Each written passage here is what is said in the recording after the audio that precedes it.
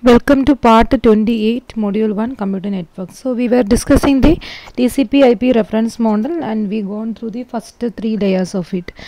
Now let's see the last layer, that is the application layer.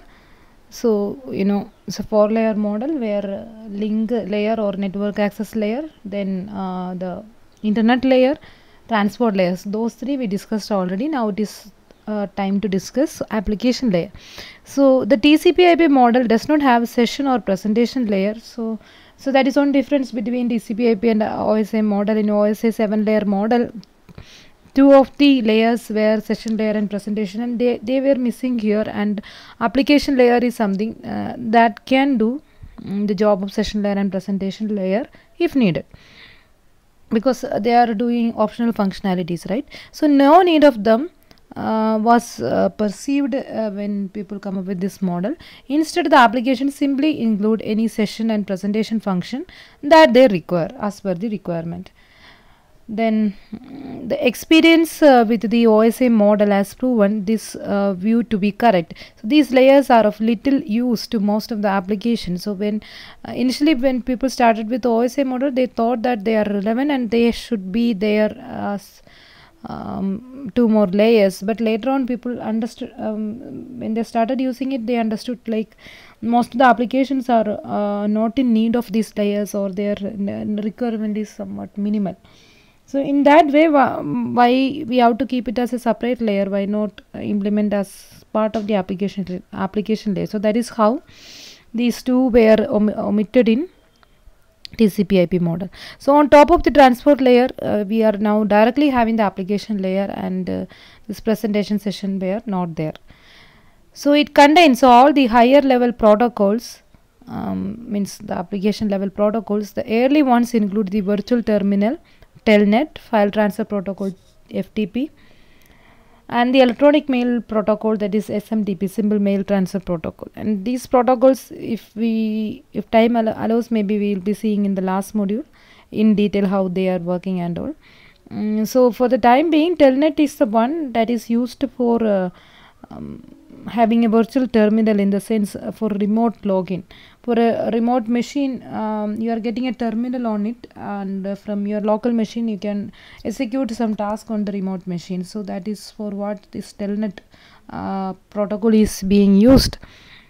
File transfer protocol, of course, for the file transfer, and for the mail communication we have the simple mail transfer protocol, which is associated with the post office protocol, POP, and IMAP, internet mail access protocols. Together these three were working, and mainly the mail transfer protocol, that is SMTP.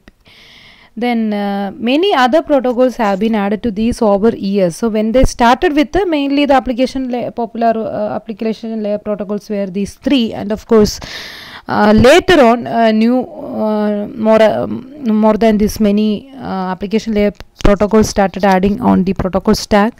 And some of the important ones are, of course, the domain name system, something I mentioned in the previous video, the DNS for mapping the domain name or the host name into the corresponding network address, that is IP address. That is like www.google.com.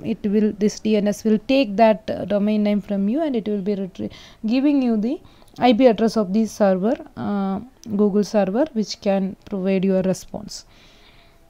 So this DNS is something kind of the transfer layer protocol used in DNS is UDP instead of TCP, but whether it is FTP, SMTP, they were all using TCP.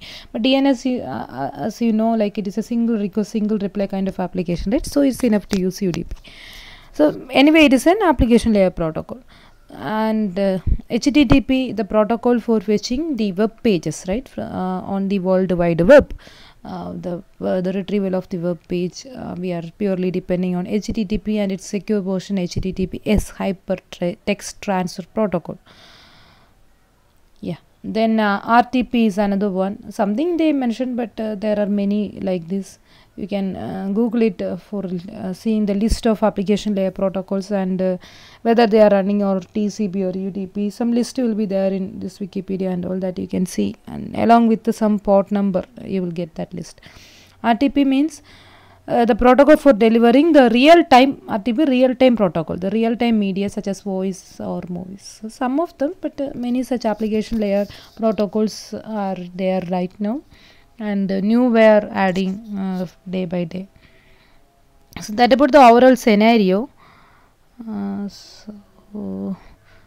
Some of the important protocols, just I taken this picture from your Tannenbaum textbook. So if you are looking at the application layer, the protocol that we see in right now, the hypertext transfer protocol, SMTP, simple mail transfer protocol, the real-time protocol, the domain name system. So like that, there are n number of application layer protocols, and some of the popular ones were listed out. So when it comes to transport layer, the core protocols are the transmission control protocol and the user datagram protocol. And then when it comes to internet layer, we have the core internet layer protocol, that is internet protocol IP, and its supporting protocol, that is internet control message protocol ICMP. Similarly, if you are looking at the data link layer, you can see the digital subscriber lines, DSL, SONET 802.11, which is a Wi-Fi or the wireless LAN standard, protocol, Ethernet. So like that, you can see many link layer protocols. So all of them are working together. So why these protocols were highlighted? Because in TCP IP model, this TCP and this IP together they are given that name, the core protocol of the transport layer and the core protocol of the internet layer together gives this terminology, TCP IP model. And in that model, the protocols were highlighted actually. So after fixing up the protocol, then they started thinking of the layering and what are the functionalities that will match for a particular layer, everything mapped after the protocol. But if you are looking at OSI model, it is like it's a theoretical model where the total functionality they divided into 7 layers, and for each layer this many functionalities can be implemented in this layer. Like that they are proceeding without any significance for the protocol. But still, when I explain that ISO is a reference model, along with every layer I am explaining the protocols also. But even not only that, some other protocols can also do the same functionality. So that is a scenario. They are not giving importance to some specific protocols. That is a general model. The functionalities are highlighted, and to implement that functionality, any protocol is okay. But for TCP IP model, which is implemented model, the protocols were important as per this model. Okay, that about it. Next we will see a small comparison between the ISO OSI reference model and the TCP IP model. Yeah, thank you.